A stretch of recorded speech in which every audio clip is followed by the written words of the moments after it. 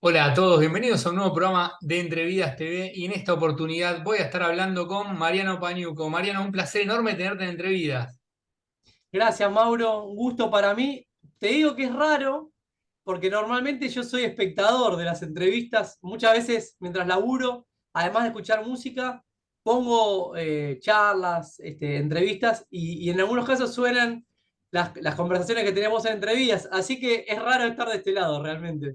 No, pero la verdad que para mí es un lujo, sos bueno, un querido amigo de hace muchos años, pero le cuento a la gente, ¿no? Para el que todavía no te conoce, la que no te conoce, sos comunicador social, sos periodista, sos guionista de radio, también de podcast, también sos profesor, ¿no? En el ISER. Bueno, haces un montón de cosas, estás trabajando en la revista Cítrica. Vamos a hablar un poquito, ¿no? De todo, bueno, o algo de lo que haces.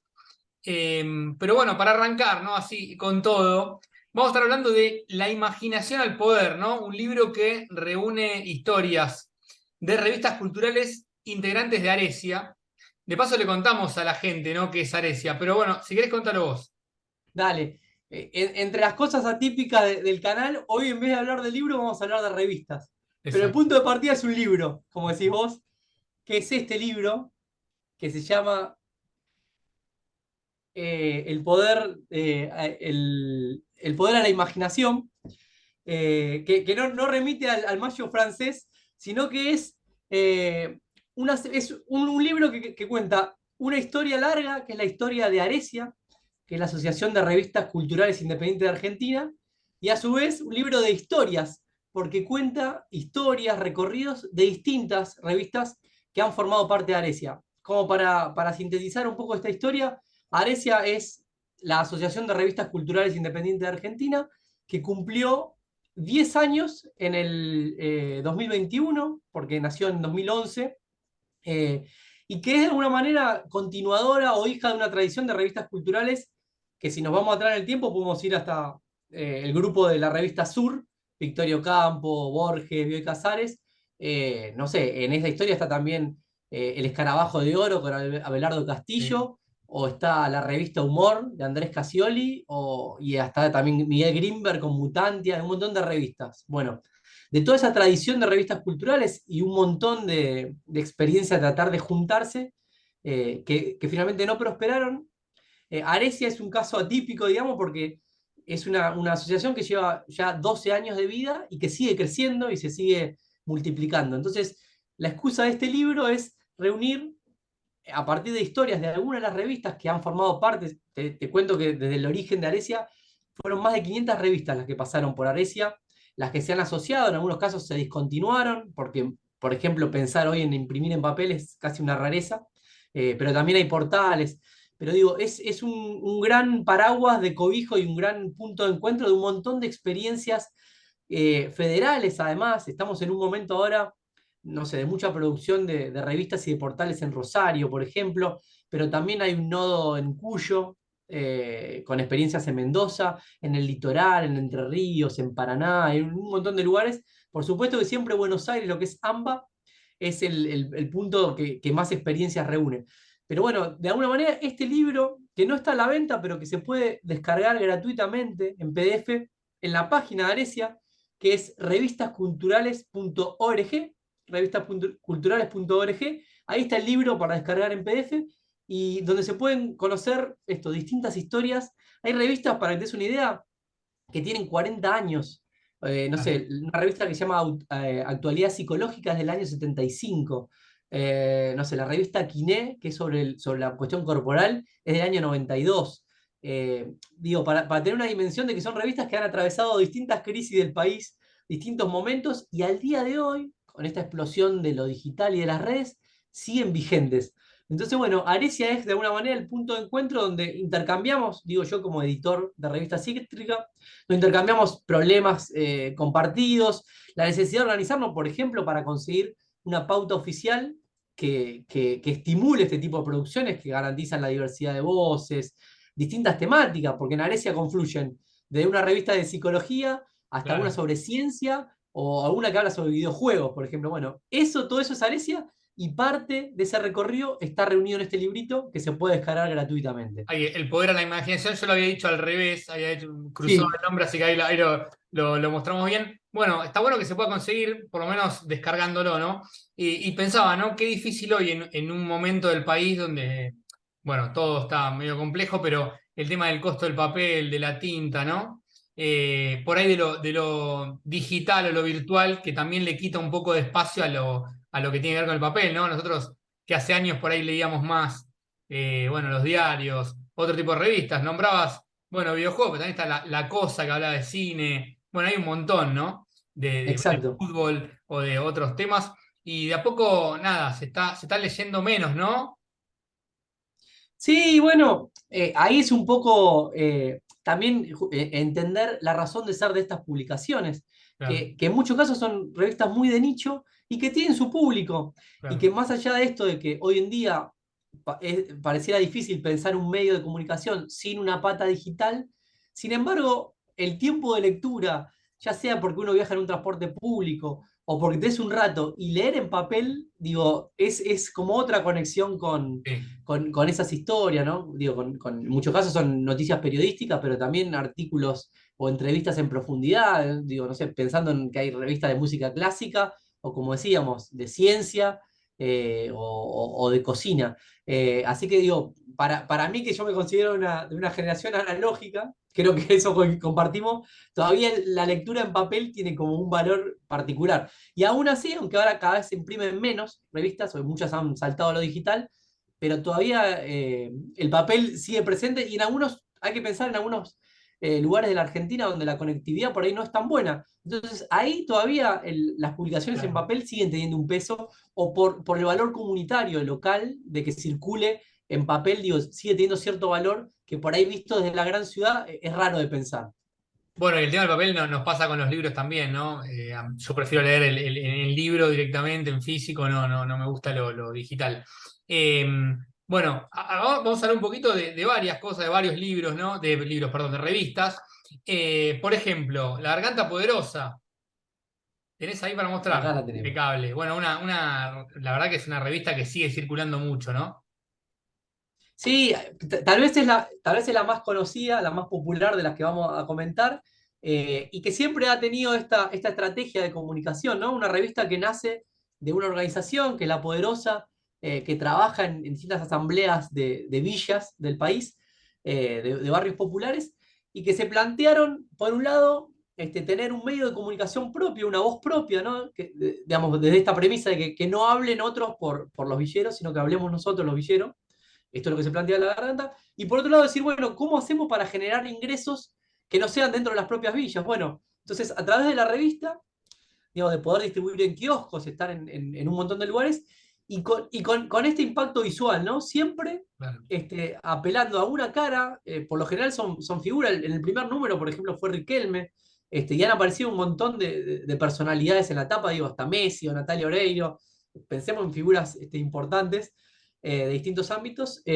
Esto, tener una tapa que sea potente para que los kioscos llamen la atención, pero que después cuando uno va, en este caso, a leer la entrevista con Pablito Lescano, los comunicadores y las comunicadoras de la garganta preguntan cuestiones que tienen que ver con los barrios, ¿no? Digo, con problemáticas o hacen a ese personaje hablar de cuestiones que salen de la norma de las entrevistas en medios tradicionales. Más Entonces, de lo social, siempre la ¿no? garganta ha tenido esa característica. Claro, más de lo social hablan. Exacto. Por ejemplo, tener, no sé, a Erika Rivas hablando no del estreno de Relatos Salvajes, sino una reflexión sobre el feminismo, sobre las Claro. mujeres que trabajan en los comedores populares, ¿no? Así, siempre esta capacidad, tratando de interpelar al público general que pasa por un kiosco y ve esto, pero que después cuando lee las páginas de la revista, que además tiene una impresión en color, en un papel, una calidad No, hermosa, impecable. con estos póster, digo, siempre muy lindo. Por eso digo el valor del papel en este caso, además del olor, de poder coleccionar estas revistas. Bueno, La Garganta, como digo, es una de las que estuvo en el comienzo de Arecia, de las revistas que estuvieron en la fundación de Arecia, y que tal vez es de las más conocidas. Mariano, ¿te pasa esto de coleccionar revistas? O sea, tenés muchas revistas, ¿te gusta por ahí ir, no sé, a X provincia y de repente buscar, bucear, a ver dónde aparece alguna revista de la zona para llevártela como recuerdo? Sí, tengo, tengo en casa, digo, la pandemia ha colaborado a organizar un poco la biblioteca, porque tanto yo como Gaby, mi compañera, somos muy libreros. Y entonces, entre los trabajos que hicimos en la pandemia, fue organizar y yo, a partir de ese trabajo, organicé en cajas, digamos, en archivadoras, las revistas, digamos, por años y por ediciones, ¿no? Por títulos. Así que sí, tengo, digo, colecciones particularmente de La Garganta, de Mu, de la que vamos a hablar después. Y después me pasa esto, que cuando viajo, me gusta, si se puede, conocer algo de la literatura local y sobre todo la producción de revistas culturales. Así que tengo algunas joyitas o de revistas que formaban parte de Aresia, que ahora ya no se imprimen y que yo de repente tengo la colección porque, digamos, es un material muy valioso por las entrevistas que tenía, por las fotos. Así que entre mis hobbies me gusta ser un coleccionista y engrosar la hemeroteca también. Bueno, aprovechando eso y antes de hablar un poquito de las revistas que siguen, te voy a preguntar, que hagas memoria o algo, alguna revista por ahí exótica que tengas, ¿no? O sea, difícil de conseguir de algún lugar del país, ¿qué se te viene a la mente? Que te guste también para recomendar, ¿no? Si sigue activa mejor, así también la gente por ahí puede conseguirla. Bueno, hablando de un poco de la historia de Aresia, hubo una etapa muy fértil, digamos, de la revista que coincidió con políticas culturales, que esto es un poco también la lucha de Aresia, políticas culturales que fomentaban la producción de revistas. Entonces, y después vamos a hablar de esto puntualmente porque hubo durante algunos años, para el 2010 y sucesivamente, concursos, digamos, llamados públicos a que se presentaran proyectos de revistas que el Estado lo que hacía era destinar unos fondos para editar los primeros 3 números de las revistas y que después esas revistas tenían que tratar de ser sustentables en el tiempo. Y por ejemplo, tengo en la colección esta que tengo de Aresia una revista muy bonita, de colección chiquita, que no la traje justamente, se llama Velociraptors, por ejemplo, que con la excusa del universo de los dinosaurios, de Jurassic Park, ¿no? Esta cuestión medio de los 90, ellos hablaban de cultura popular, entonces vinculaban eso con no sé, los misiles soviéticos en la época de la Guerra Fría, o hablaban del pop, o hablaban de cómics, a partir de esto. Y siempre tenían en tapa un Velociraptor y de alguna manera ilustrado o con alguna reminiscencia a una cuestión pop o de la cultura más moderna.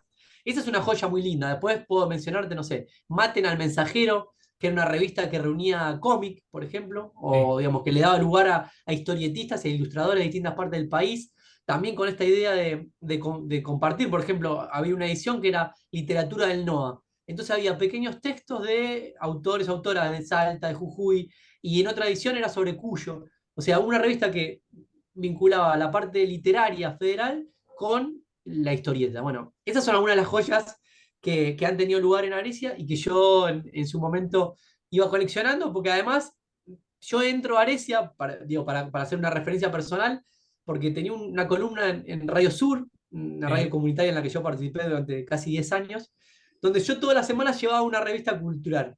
En vez de compartir caras o gente, yo llevaba La Garganta Poderosa, llevaba Mu. Entonces, de esa manera me fui nutriendo un montón de revistas y conociendo editores y editoras, y así es como después, por estas cuestiones, desemboqué en Cítrica, empezando a colaborar, bueno, y hoy formo parte de la cooperativa. Así que esto es un poco el universo de Aresia, ¿no? Lo lindo. No, excelente, excelente camino que venís haciendo también, ¿no? Porque está bueno esto de visibilizar por ahí algunas revistas que no se ven. Nombraste Mu, vamos con Mu, ¿la tenés ahí Vamos en con mano? Mu. Acá tenemos una de las tantas tapas de Mu. Alejo un Sí. poquitito. Este es un número que habla de Rosario, narcos, femicidios y ecocidios. Bueno, Mu también, una revista que, como tiene presencia en kioscos, siempre apunta, ¿no?, a tener una tapa que sea impactante, que llame la atención, ¿no? Pensemos ahora, para las nuevas generaciones, es raro pararse frente a un kiosco de diarios. Pero pensemos, digo, en la época, hace 10 años, ¿no? Cuando uno tenía las tapas de la revista del Corazón con el romance del año, las revistas deportivas con alguna foto de un equipo de fútbol. Bueno, entonces en ese universo de revistas, la importancia desde una tapa, ¿no? Cómo Sí. uno puede generar un impacto y que alguien se pare a ver, ay, ¿de qué se trata esta revista? Bueno, Mu nació nada más y nada menos que en el 2001. Nace con una crónica el 19 y 20 de diciembre de 2001, o sea, el momento más caliente social y político de la Argentina. El grupo fundador de MU escribe una crónica donde relata la represión que hubo en Plaza de Mayo y alrededores de esa fecha, y hacen un seguimiento de las víctimas que hubo en la represión de esos días, ¿no? Entonces, nace a partir de una crónica colectiva que mandaron a distintos medios y que no tenía firma, ¿no? Algo que para el periodismo de hace 20 años es una cosa impensada. ¿Cómo Claro. un artículo periodístico no tiene firma? Bueno, esa era una forma de posicionarse de MU, de decir, bueno, lo importante acá en el periodismo que nosotros queremos hacer es lo que se cuenta. No importa quién lo dice, ¿no? Entonces, y es otra forma también de pensar el periodismo sin patrón, ¿no? MU es una cooperativa, decía, en 2001 publicaron esa primera crónica. Unos años después empieza a salir la revista impresa, también con una agencia de noticias en lavaca.org, que es la web de ellos. Y hoy en día MU tiene también una cátedra de gestión de medios, digamos, que ha sido semillero de otros medios, es decir, desde la experiencia de esta cooperativa, compartirle a otras personas y otros colectivos interesados en seguir un camino de edición, compartirle los saberes de ellos. Bueno, nos topamos con estas dificultades para imprimir, los costos de imprenta, problemas con la distribución. Entonces, de ese caldo de cultivo, por eso MU es valiosa mencionarla porque fue pionera, fue una de las impulsoras de Aresia, y de ese semillero después pudieron nutrirse algunas otras revistas. Así que Mu tiene la pata de hacer un periodismo de los territorios, es decir, viajar, ¿no? Por ejemplo, ahora con el conflicto que desde hace un mes está aconteciendo en Jujuy, con la reforma constitucional y demás, de viajar, de contar con fotógrafo y con cronista en el lugar, tomándose su tiempo para hablar con las asambleas, habilitando otras agendas, ¿no? Es decir, bueno, hablar, digo, este tipo de medios y gran parte de los que están en Aresia hablan de feminismo desde antes de que se discutiera el Claro. aborto públicamente, ¿no? Desde hace 20 años. Hablaban del problema del litio o de vaca muerta. Bueno, son medios que además de posicionarse de otra forma de organizarse, ¿no? Como cooperativas, donde no hay un patrón, sino que hay una discusión más horizontal, que habilitan otras agendas de temas que no están de pronto en los medios comerciales. Entonces, por eso el valor, digo, de MU, por ser pionera y por alentar a que haya otros medios que sigan este camino también, ¿no? ¿Cada cuánto sale la revista? Mu tiene una edición mensual que se consigue en algunos kioscos, y que de todas maneras, digo, la gracia de estos medios es poder suscribirse, ¿no? Apoyar al medio por un valor de 500 pesos, por decir algo, que es menos de un paquete de puchos por mes, y tener la posibilidad de que llegue esta revista a tu casa, ¿no? A cualquier parte del país, ellos la envían. eh, Parte del trabajo que hacen se puede leer en la web, que es lavaca.org, y a su vez la edición impresa, para quienes están suscritos, les llega a su domicilio. Así que ese también el valor de que todos los meses recibir una revista en tu casa, bueno, y poder Es muy buena, leer más otros es muy buena, es contenidos. una muy buena revista, igual que, bueno, La Garganta también. Ahora vamos a hablar un poquito para hacerlo como más federal, ¿no? Más allá que Mu toca temas de todo el país. Vamos a hablar de Inquieta, ¿no? De Rosario. Exacto. Miren, para hablar Mira, parece un del libro. impacto de algunas tapas, ¿no? Sí, O en este caso, que es una tapa y contratapa, muy bueno. ¿no? Un objeto en papel ilustración, No, increíble.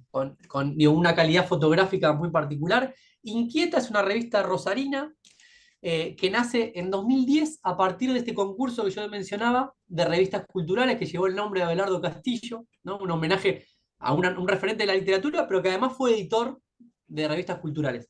Y a partir de ese concurso se presentan tres mujeres, y en este caso el origen de Inquieta es una asociación que se llama COBAI, que reúne a coreógrafos, bailarines e investigadores en cuestiones, en disciplinas del movimiento, ¿no? Es decir, venían de la danza, de esto, de la experimentación en cuestiones de movimiento y expresión corporal, no venían de la edición en papel, pero se presentaron al concurso y ganaron el concurso a partir de la propuesta.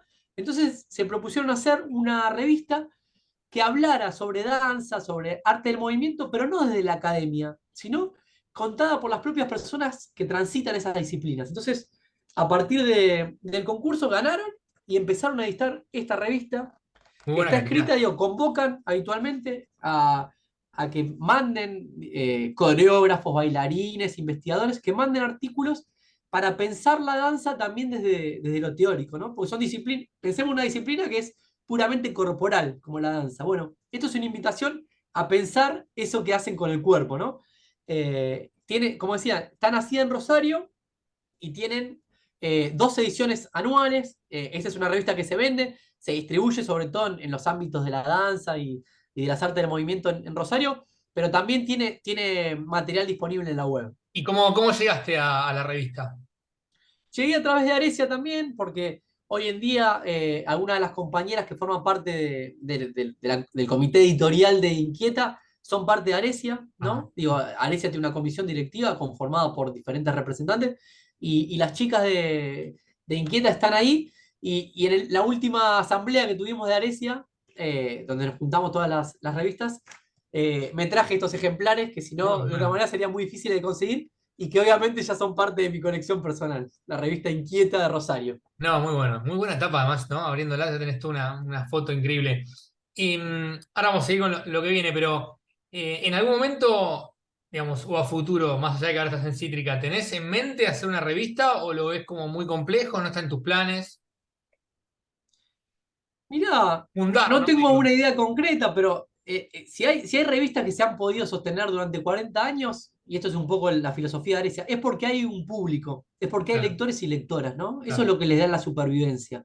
Que por más de nicho que sea un tema, mientras haya interés en ese tema, digo, eh, mencionaba, la revista Replay, por ejemplo, es una revista que habla de videojuegos, ¿no? Pero habla de videojuegos tratando de analizar que hay una industria creciente en Argentina que exporta un montón de videojuegos y también con una mirada un poco nostálgica retro de los fichines, ¿no? Entonces, Claro. de repente un número hablan del Super Mario Bros. O del Street Fighter.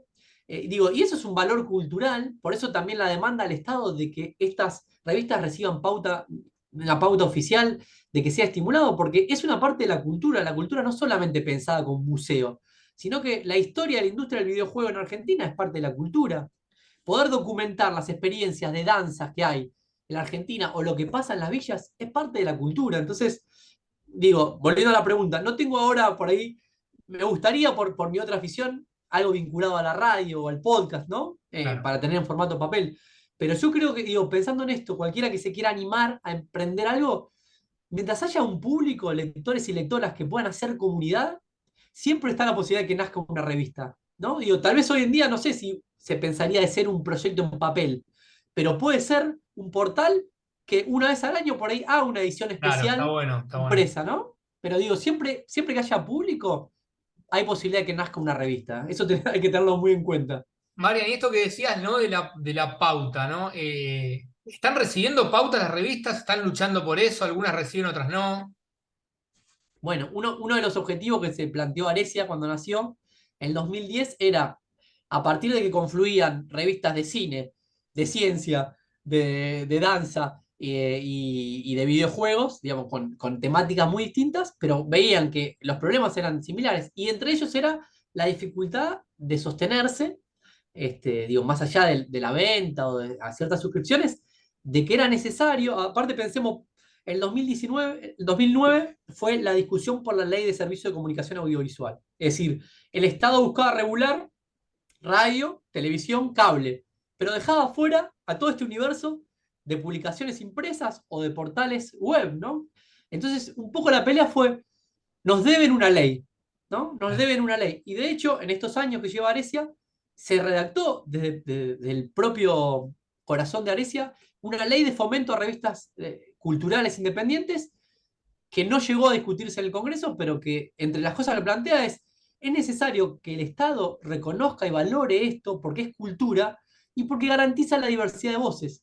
Todos los años y todos los meses se dan millones de pesos del Estado a grandes grupos empresarios económicos de revistas, digo, al grupo Clarín, al grupo 23, a C5N, y son grupos que no necesitan de esa pauta, o mejor dicho, necesitan de esa pauta porque si no, no subsistirían, pero que sin embargo tienen menos necesidad de visibilidad y de Claro. sostenimiento que estas experiencias que son federales, que hablan de cuestiones de nicho que no están garantizadas en esos medios que son masivos o nacionales. Entonces, a partir de esta lucha, y volviendo a la pregunta, se consiguió que desde Nación hubiera una pauta y un reconocimiento, y hasta el día de hoy son muchas las revistas que tenemos pauta y que peleamos para que cada vez sean más. Entonces digo, ¿eso por qué sucedió? Bueno, porque hubo una organización colectiva y una pelea de ir, sentarse con el Estado, decir, reconozcannos porque somos un valor cultural para el país y porque somos necesarias para la democracia también, ¿no? Por esto de la diversidad de voces. Porque también, digo, hay muchas revistas que quedaron en el camino por eso, ¿no? O por ahí nombradas inquieta, 2 ejemplares por año, perdón, 2 números por año. Tal vez con pauta o con otro tipo de entradas pueden hacer más ejemplares, ¿no? Más títulos o más números. Bueno, se van frenando esas cosas. ¿Cuántas revistas habrán cerrado en este tiempo, no? Sí, bueno, muchas por esta cuestión de que imprimir es cada vez más costoso Claro. porque gran parte de la producción de papel o es importada o está concentrada en el monopolio de papel prensa. Digo, ahora después hablaremos un poco de Cítrica. Nosotros seguimos imprimiendo en papel obra, en papel de diario, y eso, el monopolio lo tiene papel prensa e importarlo es mucho más caro. Entonces, eso sin duda deja fuera del camino a un montón de publicaciones. Por eso es necesario, como decís vos, el fomento del Estado, ¿no? Entender de que esto, el valor cultural que tiene que existan estas voces, que en un caso concreto, digo, histórico, la revista Humor, ¿no? De Andrés Cassioli en su momento, por la que pasaron pluma como Alejandro Dolina, Jorge Ginsburg, no sé, un montón de referentes de la cultura popular argentina que han escrito ahí. Y la revista Humor en su momento tuvo que cerrar. Andrés Cassioli se fundió, y hoy en día las hijas de Andrés Cassioli están pagando deudas que tenía él. ¿Por qué? Porque no hubo nunca una política o una ley de protección a estas revistas culturales. Una persona a título personal, un editor, se tuvo que endeudar y dejó un hueco grande que hoy lo siguen pagando las hijas. Entonces, por eso también digo, por esa tradición que tiene la Argentina de revistas culturales, con estos nombres que estoy diciendo, ¿no? El aporte de humor en plena dictadura, digamos.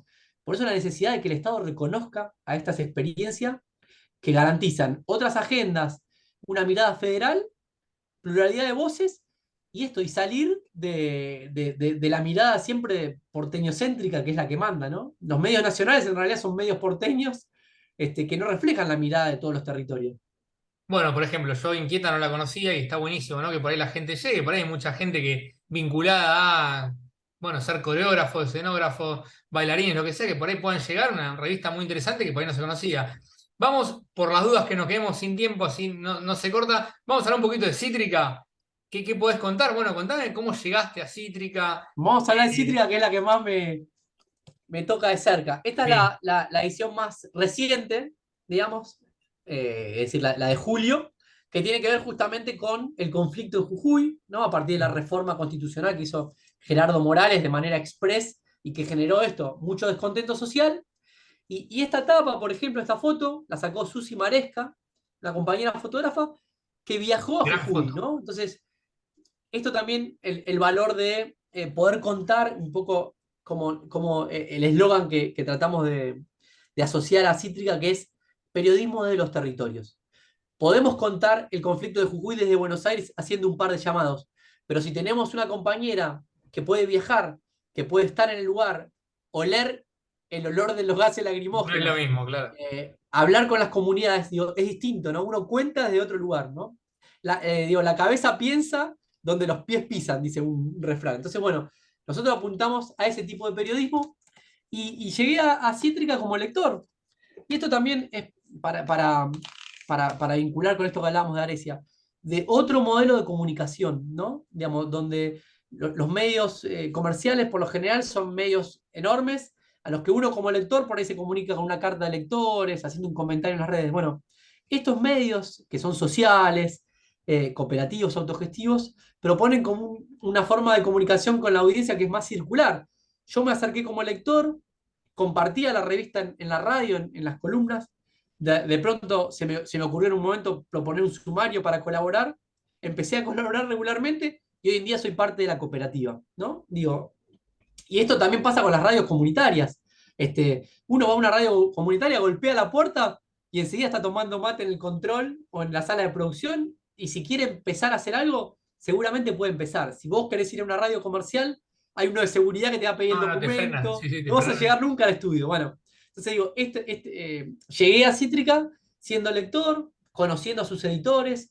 La historia de Cítrica es, después del cierre del diario Crítica de la Argentina, yo digo que fundó y fundió Jorge Lanata, que Sí. duró 2 años, entre 2008 y 2010, un grupo de las casi 200 personas que se habían quedado en la calle un día para otro, dijeron, hagamos una cooperativa para seguir haciendo periodismo, pero el periodismo que nosotros queremos. Entonces, del nombre crítica nace la idea de cítrica, ¿no? Digamos, con un guiño también a la realidad ácida. Ahí nació, año 2010, también 13 años de cooperativismo, que es un montón. Eh, Nació siendo, para decir una referencia, como la revista viva de ciertos diarios recuperados también, diarios autogestivos de las provincias, no sé, el diario del centro del país de Córdoba, o un diario de La Rioja, distintos diarios recuperados. Los compañeros y las compañeras de la cooperativa cítrica hacían la revista, la editaban acá, mandaban el PDF y después salía impresa los domingos con estos diarios de distintas partes del país. O Bueno. sea, era una cooperativa que les proveía el insumo de la revista dominical a otros diarios. Así nació Cítrica en sus comienzos. Y ahora, bueno, si querés hablar un poquito del número de julio, alguna nota más allá de la etapa que venga ahí, Sí, y qué puedes contar de lo que se viene, si puedes adelantar algo de la de agosto. bueno, la tenemos en proceso la de agosto. Un poco lo que nos sucede, ¿no? Pensando en los tiempos del papel, es que cuando uno quiere pegarse mucho a la coyuntura, está el riesgo de que quede viejo. En este Claro. caso, digo, teníamos cobertura desde allá, con una compañera que había viajado, entonces digo, nos parecía pertinente tratar de imprimir y cerrar lo más rápido posible el número de julio, porque la cuestión de julio estaba caliente. Entonces, bueno, fuimos a eso. Si no, tratamos de pensar por lo general los temas de manera más atemporal, ¿no? Es decir, bueno, y esto de construir agenda, bueno, nos parece valioso hablar de educación ambiental. Tratemos de buscar una etapa que sea potente y hacer una serie de notas, entrevistas y demás para construir esa etapa. No importa de lo que se está hablando ahora, que ya sea Messi, los amores de la China Suárez o una película argentina que compite por los Oscars. Tratemos de construir nuestra propia agenda. Así que la de agosto la estamos terminando de armar, un poco esto, discusiones, tenemos reuniones semanales de coordinación periodística de cooperativa y charlar, bueno, por qué tema ir. Así que no me puedo anticipar mucho porque estamos ahí como entre dos grandes temas tratando de armar el número, pero seguramente tiene que ver con lo que estuvo pasando, no sé, en los últimos tiempos a nivel socioambiental, ¿no? Nosotros trabajamos mucho la agenda ecofeminista, las luchas socioambientales, ¿no? Todo el tema de los reclamos por el agua, la soberanía alimentaria. Digo, ahora, por ejemplo, como novedad, estrenamos un podcast que se llama Crear el Futuro, que ganó un concurso que había lanzado el año pasado el Sindicato de Prensa de Buenos Aires, el CIPREVA. Nos presentamos, la primera experiencia nuestra como cooperativa de hacer podcast. Entonces ahora estamos lanzando ese podcast que tiene que ver esto. Crear el futuro es una excusa de pensar, bueno, después de la pandemia, ¿no? Que hizo estallar todo por el aire. ¿Cómo tendría que ser la forma de alimentarnos? La forma de generar la energía, la forma de dónde habitar, si son en las ciudades o en el campo. Bueno, esos son nuestros temas. Así que, por lo general, nuestra etapa va por ese lado, ¿no? Algo vinculado a socioambiental va a estar presente en las páginas de agosto de Cítrica. Bueno, pensaba, ¿no? Esto que nombraste ahí, lo de las notas atemporales, porque, digamos, pensaba, por ejemplo, en revistas que salen cada tanto, ¿no? Que también, bueno, es difícil trabajar con lo que tiene que ver con la coyuntura. Así que imagino Sí, las totalmente. discusiones, ¿no? Porque a veces es jugársela. Exacto. Y muchas veces nos ha pasado, ¿no? Que dijimos, che, tenemos que salir con esto, y de repente, bueno, nada, quedás desfasado para cuando sale. Porque digo, pensemos el proceso de impresión, que es armar las notas, editarlas, hacer una edición fotográfica, cerrar un PDF final, hacer las correcciones, mandar a imprenta. Claro, La imprenta llega, se distribuye, o sea, y entre que llega la edición, nosotros por suerte tenemos suscriptores y suscriptoras de distintas partes del país a las que le mandamos. Y por ahí hasta que llega a Chubut la revista, claro. pasó otras tantas semanas. Bueno, aprovechando esto de las suscripciones, paso el chivo de nuestra web, que es Sí. revistacítrica.com. Estamos también en todas las redes, lo mismo que Arecia y que las otras revistas. Para quienes quieren, que se quedaron con ganas de ver, che, ¿qué revistas pasaron por Arecia?